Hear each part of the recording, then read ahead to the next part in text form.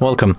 If you want to log out from your Gmail account on your MEIZU M6T, at the first you have to go for your settings, and of course you have to find accounts. You can find it right here on the other accounts. Then you have to choose the account that you want to log out from the Gmail.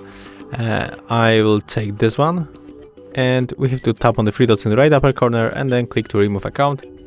Let's confirm, and as you can see right now when we enter for the Gmail,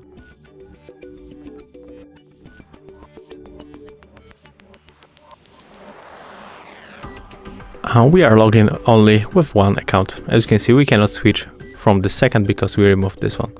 So that's how it looks. Thank you guys for watching. Leave thumbs ups, comments and subscribe to our channel. See ya.